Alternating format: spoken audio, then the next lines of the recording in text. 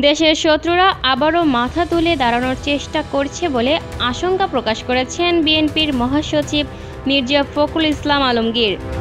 রোববার রাজধানীতে বিএনপির কেন্দ্রীয় কার্যালয়ে এক আলোচনা সভা শেষে তিনি বলেন, মানুষ যখন অনিশ্চয়তা ও হতাশায় রয়েছে, তখন দেশের শত্রুরা নৈরাজ্য সৃষ্টি করছে, মিথ্যা প্রচারণা চালাচ্ছে। এই অবস্থায় 7ই নভেম্বরের ঐক্যের চেতনা আরও বেশি প্রাসঙ্গিক।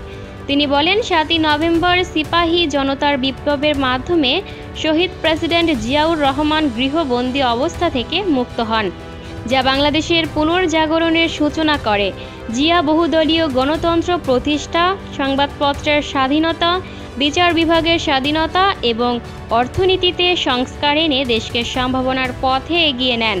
আওয়ামী লীগের একদলীয় শাসন ও দুর্নীতির কারণে 1974 সালের ভয়াবহ দুর্ভিক্ষের কথা উল্লেখ করে ফখরুল বলেন, শহীদ প্রেসিডেন্ট জিয়াউর রহমান দেশকে একদলীয় শাসন থেকে মুক্ত করে উন্নয়নের পথে নিয়ে গিয়েছিলেন।